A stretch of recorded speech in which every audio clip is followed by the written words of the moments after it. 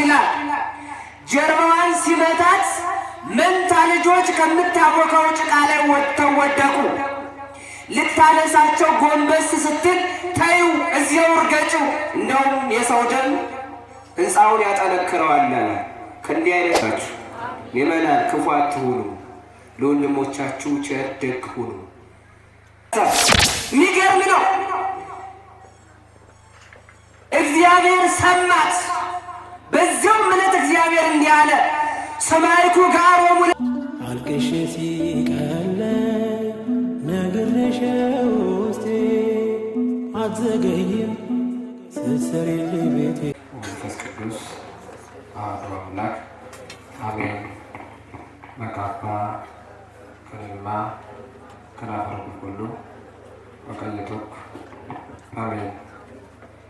በአብ ተስቦ በረድኤት አቅርቦ እዚህ ሰዓት እዚህ ደቂቃ የያዕቆብ የእኛም አምላክ ስሙ ዛሬም ዘወትርም የተመሰገነ ይሁን። እናቱ እናታችን የፀሐይ ጽድቃችን ምስራቅ የባሕርያችን መመኪያ ወላዲተ አምላክ ድንግል ማርያም ከልጇ ከወዳጇ ከኢየሱስ ክርስቶስ ቀጥሎ ክብር ምስጋና ይድረሳት። ክቡር አባታችን ቀሲስ ሀብታሙ የዚህ ወረዳ ቤተ ክህነት ዋና ስራ አስኪያጅ፣ ክቡር አባታችን መላከ ፀሐይ ቀሲስ መዝገቡ የሁለቱም አድባራት ዋና አስተዳዳሪና የመንጋው ጠባቂ፣ ክቡር መምህራችን መጋቢ ሐዲስ መምህር ላይከ ወንጌል በአዲስ አበባ ሀገረ ስብከት የአራብሳ ቅዱስ ገብርኤል ቤተ ክርስቲያን የስብከተ ወንጌል ኃላፊ፣ ክቡር አባታችን ቀሲስ ሚሊዮን እንዲሁም ክቡር አባታችን ቀሲስ አለሙ የሁለቱም አድባራት መምህራነ ወንጌል፣ ክቡራን አባቶቼ አግኝተ እግዚአብሔር ካህናት፣ ላይካነ ምስጢር ዲያቆናት፣ ክርስቶስ በደሙ የገዛችሁ ምእመናትና ምእመናት፣ የሰንበት ትምህርት ቤት መዘምራን ሁላችሁም እንደየማይረጋችሁ በልዑል እግዚአብሔር ስም እንደምን አረፈዳችሁ? ድምፃችሁ አይሰማም። እንደምን አረፈዳችሁ? እንኳን ለታላቁና ለገናናው በዓል ለመልአኩ ለቅዱስ ሚካኤል ዓመታዊ ክብረ በዓል በሰላም አደረሳችሁ አደረሰ። አሜን። በቸርነቱና በይቅርታው ወዶና ፈቅዶ እንደ ኃጢአታችን ብዛት እንደ ሰውነታችን ክፋት አይቶ ተመልክቶ ሳያጠፋን በድጋሜ ለዚህ ቀን ያደረሰን እግዚአብሔርን እልል ብላችሁ አመስግኑት። ወመርሆሙ መዓልተ በአምደ እሳት ወሌሊተ በአምደ ብርሃን፣ ሌሊት ቀን በአምደ እሳት ሌሊት በአምደ ደመና ይመራቸው ነበር። ኦሪት ዘጸአት ምዕራፍ 13 ቁጥር 21 ላይ ተጽፎ የምናገኘው ቃል ነው። እግዚአብሔር አምላካችን በመካከላችን ተገኝቶ ያስተምራል። ውድ ኦርቶዶክሳውያን ዛሬ የተሰባሰብንበትን ምክንያት ከሩቅም ከቅርብም የመጣንበትን የእግዚአብሔርን ሐሳብ የመልአኩን የቅዱስ ሚካኤልን ረዳትነት ገልጠን የምንማርበት የትምህርታችን ርዕስ ነው። ቃሉን በልቦናችን ሰሌዳ ይጻፍልን። ይህንን መጽሐፍ ኦሪት ዘፍጥረት፣ ኦሪት ዘሌዋውያን፣ ኦሪት ዘዳግም፣ ኦሪት ዘኍልቍ የሚባሉ መጻሕፍቶችን የጻፈልን ነቢየ እግዚአብሔር ሙሴ ነው። የዛሬው ክብረ በዓል ነቢዩ ሙሴ በመራቸው በእስራኤል ላይ የነበረውን ታሪክ የሚያወሳ እና ታሪኩንም መጽሐፍ ቅዱስንም የጻፈው እሱ ባለቤቱ ነው። ነገርን ተቅጠሩ ከስሩ ውሃ ከጥሩ እንዲሉ ያዕቆብ የሚባል በሌላ ስሙ እስራኤል የሚባል ታላቅ አባት ነበረ። ይህ ሰው ብዙ ልጆችን ወልዶ ከብዶ ከኖረ በኋላ በግብፅ ሀገር የዘር ሐረጉ በጠቅላላ ለ430 ዘመን በባርነት ይኖሩ ነበረ። የራሳቸው ነፃነት ሳይኖራቸው በዘመኑ የነበረው ፈርዖን የሚባለው ንጉሥ አገዛዝ አጽንቶባቸው እንደ ሰው በልቶ ጠጥቶ መኖር ብቻ ሳይሆን ልጅ እንኳን እናቶች መውለድ እንዳይችሉ ምጥ በተያዙበት ጊዜ ጀርባቸውን በዱላ እየተደበደቡ፣ እሱ ብቻ አይደለም የሚወልዱት ጥላ ቦታ ቤት ተጠግተው ሳይሆን በብዙ ሰቆቃና ጨለማ ቦታ ላይ እየተጣሉ መከራን ለ430 ዘመን ተጋፍጠው ኑሯል። ለስንት ዓመት አልኳችሁ ይመናል? 430 ዓመት ቀላል እንዳይመስላችሁ። እና ከዕለታት አንድ ቀን አንዲት ራሔል የምትባል ሴት ነበረች። ራሔል መንታ ልጆችን ጸንሳ ነበረ። ጦም እያቦኩ ፒራሚድ በሚሰሩበት ዕለት 2 ልጆችን የጸነሰች ራሔል ምጥ ተሰማት። እናቶች ታውቃላችሁ፣ ምጥ ለእናቶች መፈጠርን የሚያስጠላ ነው። እናቴ ሆድ ዋውኜ በቀረውኝ ብለው የሚመኙበት የጭንቅ ሰዓት ቢኖር አምጠው የሚወልዱበት ሰዓት ነው። ነገር ግን ደስ የሚለው አምጠው ያስጨነቁትን ጊዜ በልጆቻቸው ተስፋ እንዲያዩ ያደርጋቸዋል። ጊዜ ድንቅ አምላክ ነው ያለ እግዚአብሔርን አመስግኑት። የሚገርማችሁ አምጣ ተጨንቃ የወለደች እናት አይደለም ዳግም ለመውለድ ለመኖር እቅድ አልነበራትም። ግን መልሳ በወለደችው ልጅ ተስፋን ያለመልማል። የሆነ ሆኖ እንደ ማንኛቸውም እናቶች ራሔል ለመውለድ ራሷን አዘጋጅታ የምትወልድበት ጊዜ ደረሰ። ስትወልድ ጡብ እያቦካች ነበረ። እባክህን መንታ ልጆችን ጸንሻለሁ፣ ምጥ ተሰምቶኛል፣ እጥለው ስር ሁኜ ልጆችን ልውለዳቸው እባክህን ብላ ብትለምነው እምቢ አላት። ይልቁንም ጀርባዋን መታት ይላል። ጀርባዋን ሲመታት መንታ ልጆች ከምታቦካው ጭቃ ላይ ወጥተው ወደቁ። ልታነሳቸው ጎንበስ ስትል ተዩ፣ እዚያው እርገጭው፣ እንደውም የሰው ደም ሕንፃውን ያጠነክረዋል። ከእንዲህ አይነት ክፉ ሰዎች እግዚአብሔር አምላክ ይሰውራችሁ። ምእመናን ክፉ አትሁኑ፣ ለወንድሞቻችሁ ቸር ደግ ሁኑ። እና ምርር ብላ አለቀሰች። እንዲህ አለች፣ እሃሎኑ በዚህ ሰማይ አምላክ ከእስራኤል አዶናይ፣ ይህንን ግፍ ይህንን በደል የሚያይ የእስራኤል አምላክ የለምን አለ። የሚገርመው ከሁለት ዓይኖቿ መንታ መንታ ሆኖ የሚወርደውን እንባዋን በእጇ ተቀብላ ወደ ሰማይ ረጨችው። ያንዲት የራሔል እንባ ወደ እግዚአብሔር ፊት ደረሰ። ከማን ፊት ደረሰ? በሞት የነገር ምእመናን ከማን ፊት ደረሰ? ከእግዚአብሔር ፊት ደረሰ። የሚገርም ነው። እግዚአብሔር ሰማት። በዚያው ምለት እግዚአብሔር እንዲህ አለ፣ ሰማይኩ ጋሮሙ ለሕዝብየ ወረድኩ ከማድሎሙ፣ የሕዝቤን በደል የሕዝቤን ጩኸት ሰማሁት አለ። እግዚአብሔር አምላክ ልመናችንን ይስማል። ጩኸታችንን ሰምቶ ኢትዮጵያ ሀገራችን የተስማማች የተስተካከለች ሰላም የምንሰማባት ሀገር ያድርግልን። እኛ ራሳችንን በፍቅር አንዱን መድኃኒዓለም ይርዳል። እግዚአብሔር ለ430 ዘመን በባርነት ይኖሩ የነበረ የ6000 ሕዝብን ጩኸት ያንዲት የራሔል እንባ ወደ ሰማይ ይዞት ወጣ። እናቶቼ ምእመናን፣ የክርስቲያን እንባ በከንቱ የሚፈስ አይደለም፣ ወርቅ ነው። የክርስቲያን እንባ የክርስቲያን እንባ ከወርቅም በላይ የክርስቶስ ሥጋና ደም ያለበት ነው። የክርስቲያን እንባ ይከሳል፣ ይፈርዳል። እግዚአብሔር አምላክ ያዘናችሁ የተከዛችሁ እንባችሁን ከዓይናችሁ ሐዘናችሁን ከልባችሁ ይጥረግላችሁ። እግዚአብሔር ሰማ። በዚያ ዕለት እግዚአብሔር እስራኤላውያንን ነፃ ለማውጣት ቃል ገባ። ሙሴ ተጸንሶ አደረ። ማን ተጸንሶ አደረ? ምእመናን አረ በሞቴ ንገሩኝ። ሙሴ ተጸንሶ አደረ። ሙሴ ከተጸነሰ በኋላ በዘመኑ የነበረው ፈርዖን የሚባለው ንጉሥ ወንድ ልጅ ተወልዶ እንዳያድግ የዚያ የስልጣኑ ወይም ደግሞ የመንግስቱ አዋጅ ነበረ። አዋላጆችን ቀጥረዋል። ወንድ ልጅ ከተወለደ ባህር ወስዳችሁ ጣሉት የሚል አዋጅ ነው። እና ሊያዋልዱ የቀረቡ እናቶች ሙሴ ሲወለድ ፊቱ ላይ ኮከብ ተስሎበት ተወለደ። ምን ተስሎበት አልኳችሁ? ምን ተስሎበት? ኮከብ። ይህስ የእግዚአብሔር ልጅ ነው ብለው ታውት። ይልቁንም በቅርጫት አድርገው ወስደው ባህር አጠገብ ላይ ያስቀመጡት። እግዚአብሔር ድንቅ አምላክ ነው። በሉት እግዚአብሔር በሉ። ድንቅ አምላክ ነው። በዚያው ሌሊት የፈርዖን ልጅ ወፍ ወልዳ አደረች። ምን ወልዳ አደረች? ወፍ። እና ሙሴን እንዳይገድሉት በጨለማ እዚያ ባህሩ አጠገብ ለማስቀመጥ፣ የፈርዖን ልጅ ደግሞ እንዴት የንጉሥ ልጅ ወፍ ወለደ ተብሎ ይነገራል ብለው ተደብቀው ወደ ወንዙ ሲወርዱ ሁለቱም በጨለማ ተገናኙ። ስንቶቹ ተገናኙ?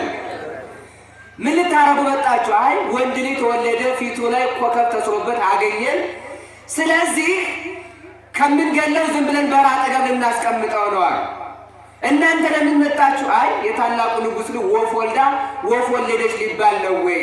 ስለዚህ የንጉሥ ልንጠላ የመጣን እንግዳስ ይሄን ልጁን እኛ እንውሰድ ወፉን እንጣለው ብሎ ሙሴን የፈርዖን ልጅ ወሰደችው። ማን ነው ወሰደችው? ተመልከቱ። እና ምን ይደረግ ሲባል ሞግዚት እንቅጠርለት ተባለ። እዚያ ማርያም ትባላለች እህቱ። ሞግዚት በቅርብ ልጇ የሞተባት አንዲት ሴት አለች ብላ የሙሴን እናት ለሙሴ ሞግዚቱና በፈርዖን ቤት ተቀጠረ። የማን እናት አልኳችሁ? የሙሴ እናት ለማን ሞግዚቱና? እግዚአብሔር ድንቅ አምላክ፣ የድሃዎች አምላክ ነው። ሙሴ በቤተ መንግስት ከድሃ ቤተሰብ ተወልዶ የነበረው ሙሴ በቤተ መንግስት ተቀማጥሎ የገዛ እናቱን ጡት እየጠባ፣ እሱ ብቻ አይደለም ተመልከቱ፣ እናቱ ራሱ በተደላደለ ሕይወት ደሞዝ እየተከፈላት ሙሴ ተቀማጥሎ አደለ። ክብር ለመድኃኒዓለም ይሁንልን፣ እግዚአብሔር ያመስግኑት። ስለዚህ ሙሴ 40 ዓመት ሆነው። 40 ዓመት ከሆነ በኋላ እናቱ ጀግና እናት ነበረች። ለምን መሰላችሁ? ከጡቷ ጋራ ታሪክ እያጠባች ነው ያሳደገችው። ምን እያጠባች አልኳችሁ? እናቶቻችን አባቶቻችን ለልጅ የሚያፋፋው መብልና መጠጥ ብቻ አይደለም፣ ልብስ ብቻ አይደለም። ለልጆቻችሁ መልካም ታሪክ፣ መልካም ሃይማኖት፣ መልካም ፍቅር አውርሳችሁ ሙቱ። ጀግና እናት ነበረች የፈርዖን የሙሴ እናት። ታሪክ ታጠባው ነበረ ከጡቷ ጋራ። እስራኤላውያን ወገኖች በፈርዖን ግዛት ለ430 ዘመን በባርነት ውስጥ ናቸው። ልጄ እድል ገጥሞ አንተ በዙፋን ከተቀመጥ እስራኤላውያን ወገኖችን አትርሳቸዋል። እነማን አትርሳቸው? እግዚአብሔር ሁላችንም አይርሳል። ሙሴ ይህንን ነገር በልቡናው ሰንቆ አደገ። ከዚህ በኋላ ሙሴ እስራኤላውያን ነፃ ያወጣ ዘንድ ሂዶ ከፈርዖን ፊት ቆመ። ቆሞ እንዲህ አለው፣ እግዚአብሔር ሕዝቤን ልቀቅ ብሏል። በሉ እስቲ እግዚአብሔር በሉ፣ ሕዝቤን ልቀቅ። ምን ልቀቅ? ልቀቅ ልቀቅ ብሏል። ፈርዖን የቀልድ ሰው አይደለም፣ አለቅም። ከዚህ በኋላ ሙሴና እግዚአብሔር እየተነጋገሩ በ9 መቅሰፍት በ10ኛ ሞተ በኩር ፈርዖንን ከነዘሩ ቀጣው። ከዚህ በኋላ ያለ ውድ በግዱ ፈርዖን ሕዝቡን ለቀቀ። ክብር ለመድኃኒዓለም ይሁን፣ እግዚአብሔርን አመስግኑት። ከዚያስ ሙሴ ቆመ ከእስራኤላውያን ፊት። እናንተ እስራኤላውያን ማርና ወተት ወደምታፈልቀው ወደ ከነዓን ምድር ግቡ ተብላችኋል። ስለዚህ ለመሄድ ተዘጋጁ። ነገር ግን እያንዳንዷ ሴት እያንዳንዱም ወንድ ከፈርዖናውያን ወገን ወርቅ ብር ተበደሩ አላቸው። ምንና ምን ተበደሩ? ምንና ምን ተበደሩ? እግዚአብሔር ድንቅ አምላክ ነው። ጠብቁ ሚመና የምትጠይቁት ጥያቄ ካለ በትዕግስት ጠብቁ። ከዚያስ ያንን ወርቅና ብር እንደተበደሩት ወጡ፣ ጥለዋቸው። ለምን መሰላችሁ? 430 ዘመን ሙሉ ሲኖሩ ደሞዝ ከፍሏቸው አያውቁም። እግዚአብሔር አንዴ ሲመጣ ግን ከነዘ ደሞዛቸው ከፍሎ ከግብፅ ባርነት አወጣቸው። ክብር ለመድኃኒዓለም ይሁንልን።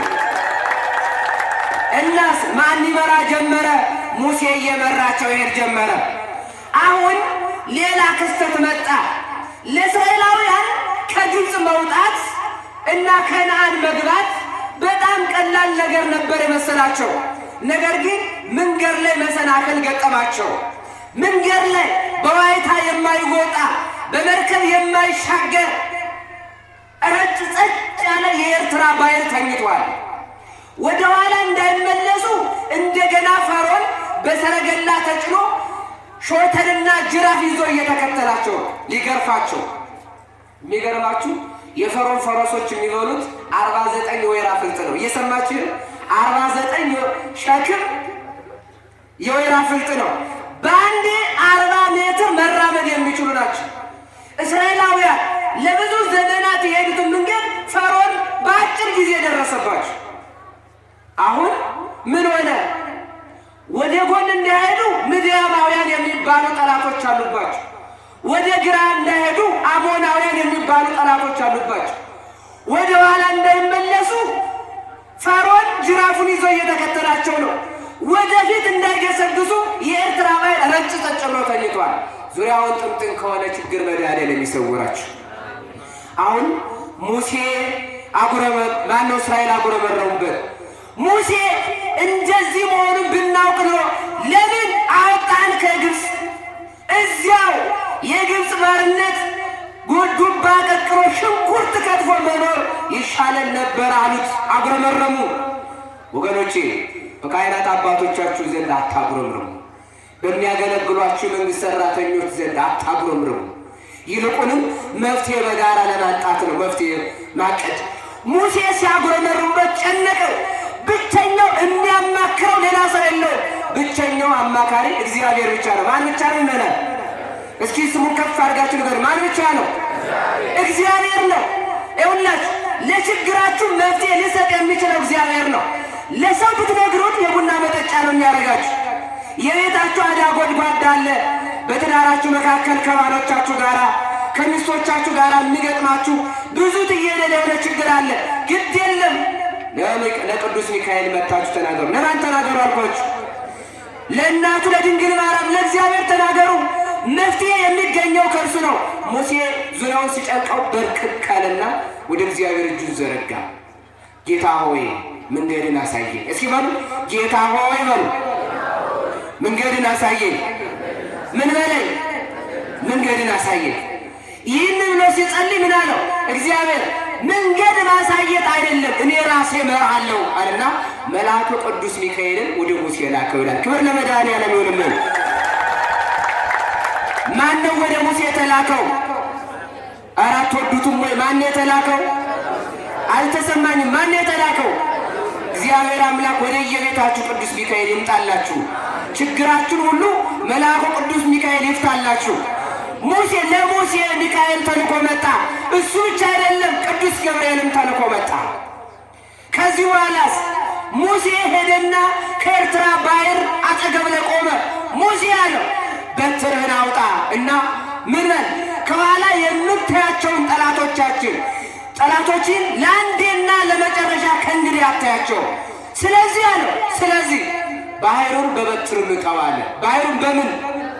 በበትር። ከዚያ ሙሴ ወሰደና ባሕሩን ኤርትራ ባሕር ላይ ጣል ሲያደርገው መልአኩ ቅዱስ ገብርኤል በስተግራ በኩል መልአኩ ቅዱስ ሚካኤል በስተቀኝ በኩል ውሃውን ቀጥ አድርገው ሲያቆሙት በደረቅ እስራኤላውያን ባሕረ ኤርትራን ከፍለው ተሻገሩ። ክብር ለቅዱስ ሚካኤል ይሁን። እሳ ከኋላ እንደገና ሙሴን ከነ ቤተሰቡ ከእስራኤላውያንን ለመግረፍ በፈረስ በሰረገላ እየበረረ የሚመጣው ፈርዖን ከነ ሰራዊቱ ኤርትራ ባሕር ውስጥ ሄዶ ጥልቅ ሲል ውሃውን ሲለቁ በዚያው ክድን እንዳለ ቀረ። ጠላቱ በዚያው እንደጠፋ ቀረ። ስለዚህ የዛሬው ዕለት በአጭር ሀሳብ ምን እያደረገ ወሰደው ካላችሁ በመልአኩ ቅዱስ ሚካኤልና በመልአኩ ቅዱስ ገብርኤል እስራኤል የተመሩበት ነው። አሁን ወደ ሚስጥር እስካሁን የነገርኳችሁ ታሪክ ነው የሚመጣ። ወደ ሚስጥሩ እንምጣ። ይኸውላችሁ ግብፅ የተባለች ሲኦል ናት። ፈርዖን ማለት የዲያብሎስ ምሳሌ ነው። እስራኤላውያን ማለት በኃጢአት ምክንያት ታስረን የምንኖር የኃጢአተኛ ሰዎች ምሳሌ ነው። ሙሴ ማለት የካህናት ምሳሌ ነው። ተመልከቱ፣ በግብፅ ውስጥ ይኖሩ የነበሩትን እስራኤላውያን ነፃ ያወጣ ሙሴ እንደሆነ ሁሉ በኃጢአት ውስጥ ተዘፍቀን የምንኖር በመለያየት በመከፋፈል በጎሳ በንግግር ስብራት እንዲሁም ሰዎች ላይ በማግደል ተንኮልን በመስራት በኃጢአት ውስጥ ተዘፍቀን የምንኖር ሰዎችን በንስሐ መንጥቀው የሚያወጡን ካህናት አባቶቻችን ናቸው። ክብር ለአባቶቻችን ይሆንልን። ስለዚህ እስራኤል አንድ የረሱት ነገር ነበረ። ተመልሶ ግብፅ መኖር በተሻለ ነበረ ይላል። ምዕመናን እውነት ለመናገር አሁን የኛ ህይወት ወደኋላ ምን ደስ የሚል ህይወት አለን እንዴ? በኃጢአት አንድ የመጣ ነው። በርኩሰት ላይ ርኩሰት፣ በውሸት ላይ ውሸት፣ በአድማ ላይ አድማ፣ በልዩነት ላይ እንደዚያው ፈጥረን የመጣ ነው። ይልቅስ ለእኛ የሚሻለን አንዱን ኢየሱስ ክርስቶስ ጋር ተዋህደን ወደፊት መገስገስ ነው። ወደፊት ስንገሰግስ መንግሥተ ሰማይ የኛ ነው። ወደፊት ስንገሰግስ ሀገራችን በሰማይ ነው። ወደፊት ስንገሰግስ ድንግል ማርያም የኛ ናት። ወደፊት ስንገሰግስ መልአኩ ቅዱስ ሚካኤል ከኛ ጋር ነው። በነገራችን ሁሉ መላእክት አይለዩም። ስለዚህ ምዕመናን የሚገርማችሁ እግዚአብሔር ለእስራኤላውያን የተጨነቀላቸው ልንገራችሁ። ወደ ርዕሴ ስመጣ ማለት ነው። ወመርሆሙ መዓልተ በአምደ እሳት፣ ቀን በእሳት ምሰሶ፣ ሌሊት በአምደ ደመና ይመራቸው ነበር። እግዚአብሔር እኮ ተጨናቂ ነው። ምዕመናን ደህና ዋላችሁ? ከቃሉ ጋር ናችሁ? የምን ያክል እንደሚጨነቅ እና እስራኤላውያን መንገድ ላይ ሲደርሱ ይርባቸው ነበረ። አሁን እግዚአብሔር እኛን ለመርዳት ችግር የለበትም። ችግሩ እኛ ከተረዳን በኋላ የምናመጣው ችግር ነው። እና እግዚአብሔር ለእስራኤላውያን ደመና ነጠፈላቸው። እሾህ እንዳይወጋቸው፣ ጋሬጣ እንዳይወጋቸው ደመና ነጠፈላቸው። በደመና ላይ እንዲሄዱ አደረጋቸው። ከላይ ፀሐይ እንዳይመታቸው ደመና ጋረዳቸው። ከኋላ ፈርዖን እንዳያቸው ደመና ጋረደላቸው። ከቀኝ አሞናውያን ጠላቶቹ እንዳያቸው ደመና ጋረዳቸው። ከግራ ሚዲያማውያን እንዳያቸው ደመና ጋረደላቸው። ከፊት እየቀደመ ተራራውን የሚያስተካክል እሾውን የሚነቅል ጋሬጣውን የሚያፈርስ ደመና አዘጋጀ። በዚያ እንቁ አድርጎ ተንከባክቦ እግዚአብሔር ይመራቸው ጀመረ። የሚገርማቸው ሲርባቸውም እንዲሁ ላይ ጠይቃሉ። ጌታ ወይ ምግብ ስጠን ብሎ ሙሴ እጁ ሲዘረጋ መና ከሰማይ ያወርድላቸው ነበረ። አሁን እንዲህ እያሉ ሲበሉ ሲጠጡ አንድ ቀን ጥጋብ ተሰማቸው። እግዚአብሔር አምላክ ከማይሆን ጥጋብ መድኃኒዓለም ይሰውረን። ምዕመናን አንድ ነገር በስራ አስቡን። ካዘናችሁበት ቀን ይልቅ ለተደሰታችሁበት ቀን ተጠንቀቁ። ለምን መሰላችሁ? ባዘንበት፣ በተቸገርንበት፣ በተከፋንበት ቀን እግዚአብሔር ሁሌም ከኛ ነው። በተደሰትንበት ጊዜ ግን እኛ እግዚአብሔርን ስለምንረሳ እማንወጣው ስብራት ውስጥ እንገባለን። እስራኤል በሉ፣ ችግር የለም፣ መና ከሰማይ ይወርዳል።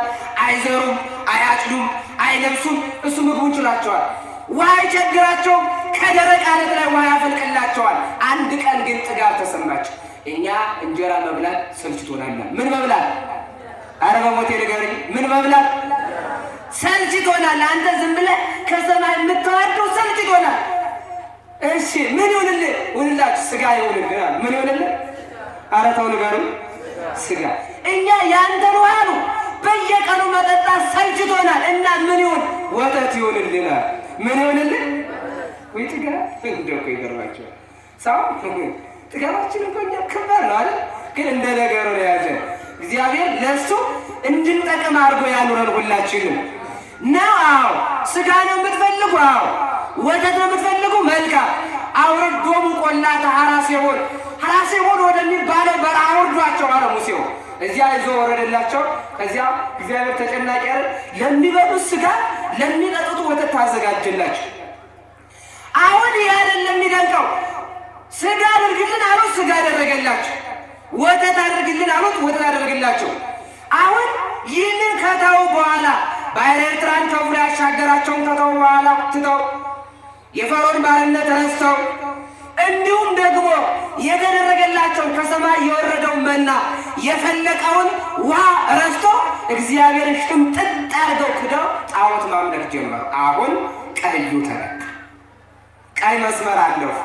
ምክንያቱም ንጉሥ በመንግስቱ በሉ የና አባባል ነገር ንጉሥ በመንግስቱ ከዚያስ ጎልማሳ በምኑ ንገሩኝ እንጂ በምኑ በሚስቱ አምላክ በምንነቱ በአምላክነት። አሁን እስካሁን ድረስ እንደፈለጉ ሲሆኑ ነው የመጡ። አሁን ግን በአምላክነቱ ድርድር የለም። ቀይ መስመር አለፉ። ከዚያ ነዘር እባብ አስነሳና እየፈጀ ጨረሳቸው። እግዚአብሔር አምላክ ከፈይቶ ከማለቅ መድኃኒዓለም ይሰውረን።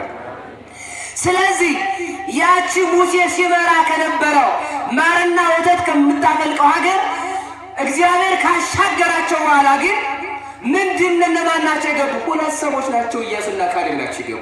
ምዕመናን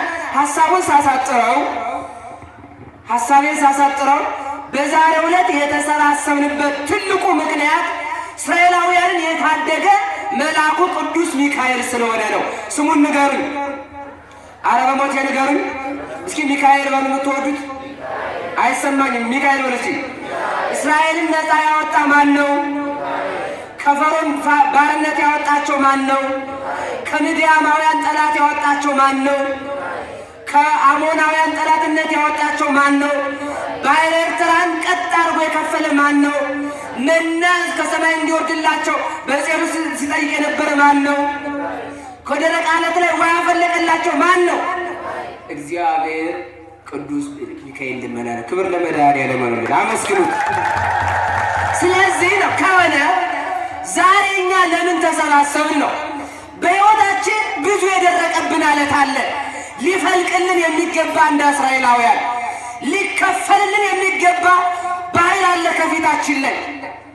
እፊታችን ላይ ልንገፈው ያልቻል ባሕር እስበሳችን የምንቃረነውና የምንጣለው ጥላቻ አለ። መውጣት በመርከብ ዋኝተን መሻገር ያቃተን፣ ቀዝበን መሻገር ያቃተን ልዩነት፣ ጥላቻ፣ በሰፈር በጎረቤት እነዚህ አይነት ችግሮች አሉ። ይህንን ከፍሎ ማን ያሻግረን? በማርያም ተናገሩ። ማን ያሻግረን? ቅዱስ ሚካኤል። ሲቀጥል ምዕመናን ተመልከቱ። ልክ ዛሬ እንደ ፈርዖን ጅራፍ ይዞ የሚጠብቀን ሰይጣን አለ። ሁልጊዜ ቤተሰባችን ሲበጠበጥ፣ ትዳራችን ሲፈርስ፣ ከወንድማችን ጋር ስንጣላ ደስ የሚለው እንደ ፈርዖን ዛሬም ጅራፍ ይዞ የሚጠብቀን አለ። ስለዚህ ማምለጥ ያስፈልጋል። ማምለጥ የምንችለው ደግሞ በአባቶቻችን በቅድስት ቤተክርስቲያን በማን ነው አልኳችሁ? ስለዚህ ከዛሬ ጀምረን ግብፅ ከተባለው ኃጢአት ዓለም መውጣት አለብን። ትልቁ ታርጌት ግብፅ ከተባለው መለያየት፣ ግብፅ ከተባለው መከፋፈል፣ ግብፅ ከተባለው አመንዝራነት፣ ግብፅ ከተባለ ውሸት፣ ግብፅ ከተባለ አድመኝነት፣ ግብፅ ከተባለ ስንፍና መውጣት አለብን። ከዚያ መውጣት የምንችለው ደግሞ የአባቶችን ምክር መስማት ስንችል እንድንሰማ አይነ ህሊናችንን እግዚአብሔር አምላክ ይክፈትልን። ስለዚህ ሊበላል።